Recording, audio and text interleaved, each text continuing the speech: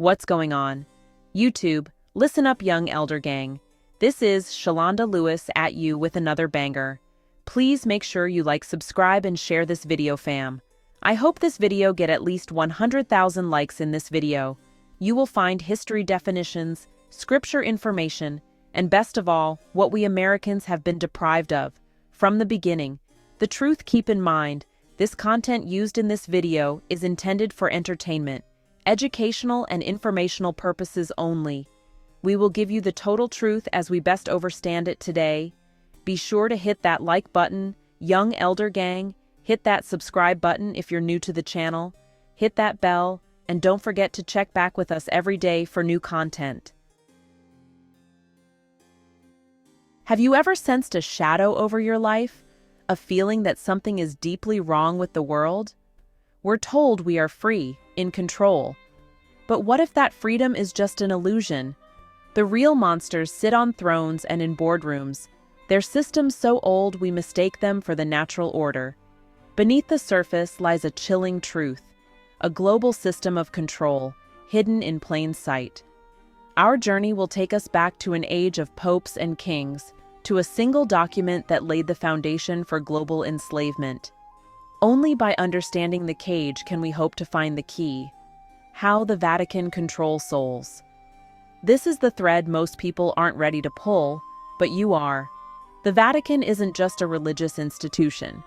It's a sovereign entity, a legal powerhouse and one of the oldest trust holders in the world. Its power doesn't come from faith. It comes from ownership. Specifically, ownership of legal titles, names, and souls through 3 hidden Cestui Que Vie Trusts established centuries ago. These trusts, still active today, are the backbone of the legal slavery system. The Vatican, through its legal instruments, presumes guardianship over that soul and assigns management to governments which then use that fiction for borrowing, taxation, and control. These 3 trusts form a spiritual legal cage: soul, land, and body. Your journey into the heart of the machine begins now. In 1302, Pope Boniface VIII, clashing with King Philip IV, issued Unam Sanctam, a papal bull claiming ultimate authority over every king, government, and soul. This wasn't just religious, it was a legal claim to ownership of the world, placing all creation into a trust under the Pope. The Church declared humanity legally incompetent, lost souls like children or those lost at sea. The chains were forged, and the first link in the chain was set. This claimed ownership over all souls on earth, literal spiritual jurisdiction. From this point on, the Vatican saw itself as the trustee of humanity's soul. Whether you're Catholic or not doesn't matter. They created a universal claim. Pope Boniface VIII that declared the primacy of papal authority over all secular rulers for spiritual and temporal matters, asserting that submission to the Roman pontiff was necessary for salvation. It established the idea of 2 swords, spiritual and temporal power, but stated that the temporal sword was subordinate to the spiritual one, which was wielded by the Pope. The bull was a major point of contention with King Philip IV of France, and ultimately intensified the conflict between the papacy and secular authority, though it did not succeed in its immediate aim of controlling the king. The bull begins by asserting the unity of the Church, using analogies like the Ark of Noah and Christ's seamless garment. It establishes that the Pope is the supreme head of the Church, and that all who wish to be saved must be subject to his authority, as he is the successor of St. Peter. A core tenet is the declaration that it is absolutely necessary for salvation that every human creature be subject to the Roman pontiff. It argues that both spiritual and temporal powers, the 2 swords, belong to the Church. The spiritual sword is to be wielded by the clergy, and the temporal sword by kings. But the temporal power is ultimately subject to the spiritual power, as the latter must be the ultimate judge of the former. The bull was issued during a major conflict between Boniface VIII and Philip IV of France, primarily over the king's attempts to tax the French clergy, preachers. the bull's strong assertion of papal authority exacerbated the conflict, leading to political turmoil and Boniface's eventual downfall. Despite its theological significance, Unam Sanctam was largely ignored by the French monarchy, and its attempt to assert control over secular affairs failed in the short term. Unam Sanctam remains a powerful symbol of the medieval papacy's attempt to assert its authority over secular rulers. Unam Sanctam was only the beginning. Two more papal bulls completed the architecture of control, forming the Cestui Que Vie Trusts. In a trust, legal title, ownership, is held by the trustee, who is entrusted with managing the property, but they must do so for the benefit of the beneficiaries, who hold the equitable or beneficial ownership. Necessity knows no law. The law of forbidding killing is voided when done in self-defense. In time of war, laws are silent. Cicero. To establish the underlying debt of the government to the bankers, to create corporate entities that are legally subject to the jurisdiction in which they exist, and to create the jurisdiction itself correctly, the so-called fraudulent and unratified 14th Amendment was proclaimed and passed in 1868. This was a Cestui Que Trust, operation in law, incorporated in a military, private, international, commercial, de facto jurisdiction created by, and belonging to, the money power, existing within the emergency of the war powers, the only operational jurisdiction since the dissolution of Congress in 1861. Through the 14th Amendment, an artificial person-corporate entity franchise entitled Citizen of the United States was born into private corporate limited liability. Section 4 of the 14th Amendment states, "The validity of the public debt of the United States to the bankers shall not be questioned." When the United States declared itself a municipal corporation, it also created what is known as a Cestui Que Trust to function under by implementing the Federal Constitution of 1871 and incorporating the previous United States Constitutions of 1787 and 1791, as amended, as bylaws. Naturally, as the grantor of the trust, this empowered the United States government to change the terms of the trust at will. As evidenced under the Federal Constitution of 1871, the 14th Amendment, the people of the United States, without their consent, were declared citizens and granted civil rights. These so-called civil rights are nothing more than mere privileges. Privileges which government licenses, regulates, and can reinterpret to suit its purposes at any time for any reason. The federal corporate government also conveniently somehow forgot to disclose to the people that the term citizen, with which they have made every living and breathing inhabitant a subject, was defined in law as a vessel engaged in commerce. In 1912, when the bank-owned bonds that were keeping the U.S. government afloat became due, the bankers refused to refinance the debt. As a result, the colorable martial law ruled Congress was compelled to pass the Federal Reserve Act of 1913. This act surrendered constitutional authority to create, control, and manage the entire money supply of the United States to a handful of private, mostly foreign bankers. This placed exclusive creation and control of the money within the private, commercial, foreign, and military jurisdiction of 1861 into corporate limited liability. America converted from United States notes to Federal Reserve notes, beginning with the passage of the Federal Reserve Act of 1913. Federal Reserve banks were incorporated in 1914 and, in 1916, began to circulate their private corporate Federal Reserve notes as money alongside the nation's de jure currency, the United States. Whereas United States notes were actually warehouse receipts for deposits of gold and silver in a warehouse, bank, thus representing wealth, substance, portable land, the money of sovereigns, the new flat money, Federal Reserve notes, amounted to bills for that which was yet to be paid, i.e., for what was owed. for the new benefit of being able to carry around U.S. government debt instruments, Federal Reserve notes, in our wallets instead of gold certificates or silver certificates, we agreed to redeem the newly issued Federal Reserve notes in gold and also to pay interest for their use in gold only. Essentially, the Fed issued paper with pretty green ink on it, and we agreed to give them gold in exchange for the privilege of using it. Such was the bargain. Through paying interest to the Federal Reserve Corporation in gold, the U.S. Treasury became progressively depleted of its gold. America's gold certificates, coin, and bullion were continually shipped off to the coffers of various European banks and power elite.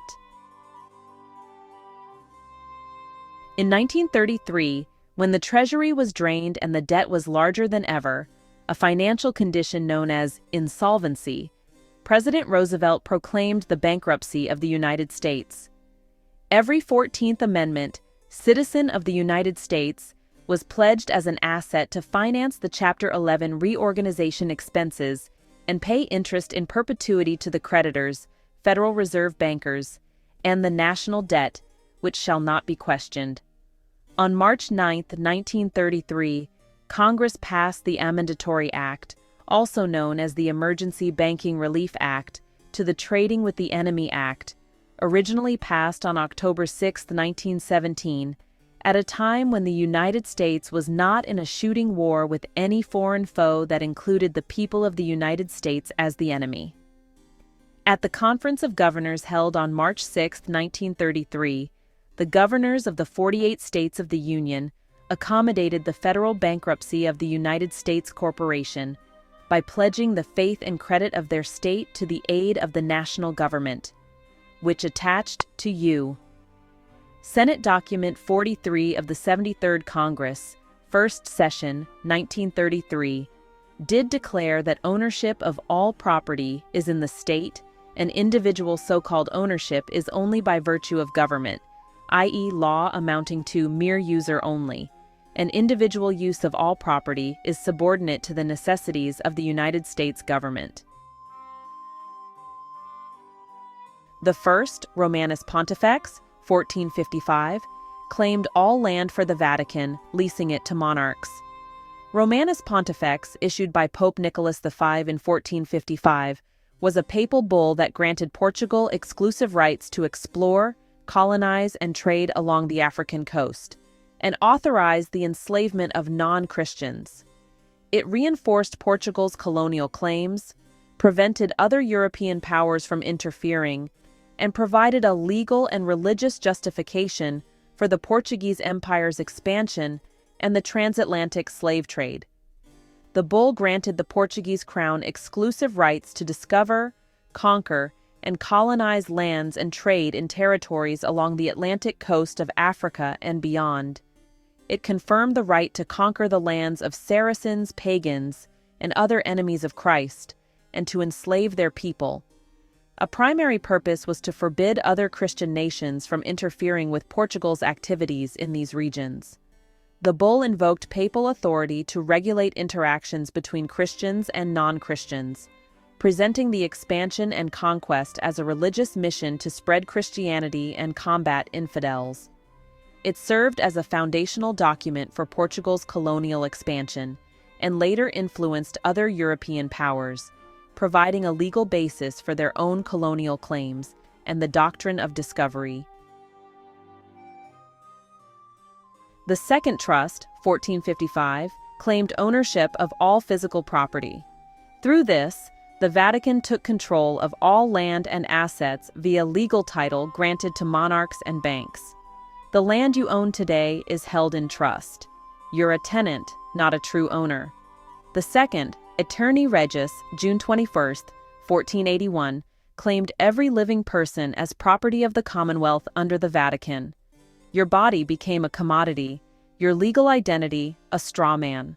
The 1481 papal bull Aeterni Regis, issued by Pope Sixtus IV, confirmed the Treaty of Alcáçovas and its division of newly discovered territories. It gave the Canary Islands to Castile, while granting Portugal the rights to all future territorial acquisitions by Christian powers in Africa and the route to the Indies. This papal decree established an early division of exploration rights between the two Iberian kingdoms, to confirm the substance of the Treaty of Alcáçovas, 1479, between Spain and Portugal, officially confirmed in the possession of the Catholic monarchs of Castile, Isabella I and Ferdinand II. Granted to Portugal, establishing its exclusive right to acquire these territories through discovery and conquest. The bull was a follow-up to earlier conflicts between Spain and Portugal over territorial claims, particularly after the War of the Castilian Succession, 1475–1479. It laid the groundwork for the later Treaty of Tordesillas, 1494, which further refined the demarcation line for non-Christian lands between Spain and Portugal. The Third Trust 1531 claimed ownership of your body and labor. This is where it ties to birth certificates. Once your birth is registered, your legal fiction becomes a lost soul at sea under maritime law. The Third Crown, solidified in 1531, claimed ownership of souls. 3 trusts, one for your soul, one for your body, one for your property. You are presumed lost at sea, legally dead and incompetent to manage your own affairs. The state, as local administrator, manages your trust, gives you a legal name, a number, and obligations. You are a beneficiary of a trust you never agreed to, a debtor to a system you cannot escape. These 3 crowns are not just symbols. They are the legal instruments of your servitude. From cradle to grave, the chains remain. The machine is complete, and you are its fuel. Religious conflict was widespread, with the Catholic Church's authority being challenged. In 1531, Lutheran princes in the Holy Roman Empire formed the Schmalkaldic League to defend their faith and territory against Emperor Charles V. European powers, especially Spain and Portugal, were expanding their empires. In New Spain, Mexico, the authority of the Spanish crown was being centralized. In the Kingdom of Congo, Henrique, the first African bishop, died in 1531. A devastating earthquake and tsunami killed over 30,000 people in Portugal. How does this ancient system reach into your life? It starts at birth. Your parents register your birth believing it's a celebration of life. The birth certificate is a bill of lading, transferring title to the state. Your name becomes a straw man, a legal fiction. Only fictional entities can operate in commerce, so the state creates one for you. Through this straw man, the state can tax and control you as a ward standing in as your self-trustee for the estate. When you go to court, it's your straw man on trial. Your social security number links your straw man to a trust. The government borrows against your future labor. You are, in effect, human collateral, a bond. Your energy and work are pledged to international bankers. Through paper documents, you are separated from your true self. The birth certificate is the title. The number is the account. You, the living soul, are the battery that powers the machine. Taxes, fines, and interest drain your life force. The paper chains are invisible, but stronger than steel.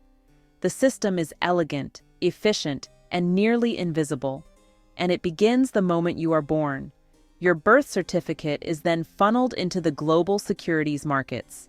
In Canada, the birth certificate is handled through vital statistics, but like in the UK, it's tied into a legal identity framework and registered with Stats can linked via your SIN social insurance number. The Bank of Canada coordinates with the Canada Revenue Agency, CRA, which acts like a collection arm similar to the IRS in the US, harvesting from the population to service. The debt tied to these hidden instruments. How does the CRA-IRS fit into it? CRA and IRS don't just collect taxes. They're administrators and enforcers of the trust system. When you file taxes under your name, you're acting as the trustee for the legal fiction. You're basically saying, yes, I accept this role, and agree to pay on behalf of this entity. You're managing the account without knowing it. That's why the moment you try to shift that role or challenge the fiction, the IRS or CRA responds aggressively. It's not about tax, it's about control of the trust. How much are the bonds worth? That depends on the individual. Estimates range widely, but many deep researchers believe the average human's bond value based on life expectancy, income potential, and economic productivity starts around 1 to 2 million US debt at birth and can rise to 70 million or more over a lifetime. In some private documents, bonds are listed with 7 or 8 figures. That's why the trust is so valuable and why it's so tightly guarded by elite bankers. These are not liquid assets you can tap into with a PIN code. They're part of a shadow economy, the collateral layer that backs national borrowing and global financial instruments. Where does the money go? Your value is held in a labyrinth of national and international banks, serving hidden masters. In the US, your birth certificate creates a trust account at the Federal Reserve, with your Social Security number as the key. The value generated is traded through networks like the Depository Trust and Clearing Corporation. In the UK, your birth certificate becomes an asset of the Crown, managed by the Bank of England. In Canada, your birth is registered. Bonds are created and managed by the Bank of Canada. In all 3 countries, your value is collateral for national debt. A public-private partnership manages the assets, the people, of the Cestui Que Vie Trusts. Your value isn't in your bank account, it's in theirs. The system is global, and you are the asset. Such a system needs enforcers, the tax agencies. The IRS, Canada Revenue Agency, and Her Majesty's Revenue and Customs are not just government departments. They are collection agents for central banks, extracting wealth from the population. When you pay taxes, you're paying interest on government debt to private bankers. The tax code's complexity is designed to confuse and intimidate, ensuring compliance. These agencies enforce collection against your straw man, relying on your ignorance. They are the gatekeepers, managing the flow of your energy into the trust. The law they enforce is one you never agreed to. They are the visible face of an invisible empire. The taxman is not your servant. He is the overseer, and his job is to keep you plugged in. What is a human life worth? To the system, it's a number, a bond to be traded. Your birth certificate is monetized. A bond is issued representing your lifetime earning potential. This bond is sold and traded in global finance. You are, from birth, a security. The value fluctuates based on government stability and population compliance. The real wealth of the world is human energy, the ability to tax future labor. Wars, immigration, and public health are all viewed as asset management. We are a planet of indentured servants, paying off a loan we never took. Human life becomes a financial instrument.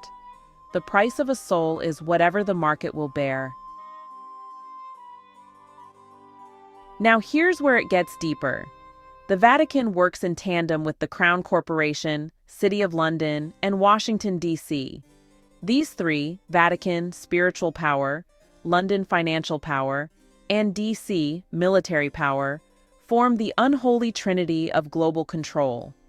All 3 are independent city-states, not part of the countries they sit in. So, when you're born and registered, that registration flows through the crown system via treasury, is backed spiritually through the Vatican Trust. They hold the claim to your soul's body, and is enforced militarily via the DC system if you rebel. Want to see how your body is legally considered lost at sea under maritime law next? Or how the language in Black's Law Dictionary hides all this in plain sight?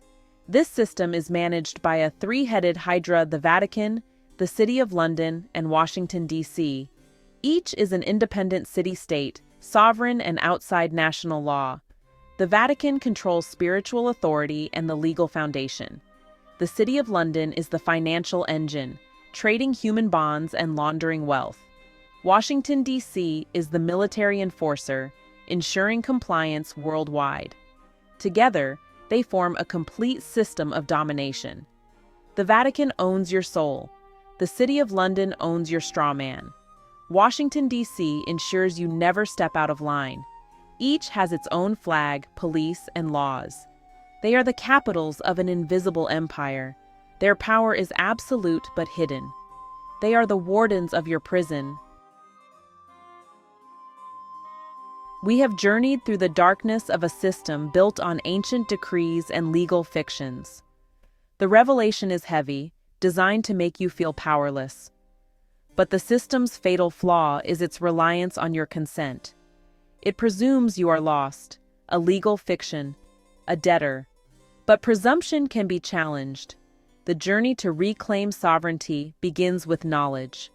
Understanding the cage is the first step. It's a spiritual, legal, and intellectual battle. Reclaiming your name, separating from the legal fiction, asserting your status as a living being. Many have tried. Some have found freedom. Others have been crushed. There are no easy answers, no magic bullets. The system continues, but you are not a slave. You were born sovereign. No decree can extinguish your spark. The road is long, but it leads back to yourself. The choice is yours. Remain a battery, or begin the struggle to reclaim your name, body, and soul. The journey for the brave has just begun. Will you take the first step?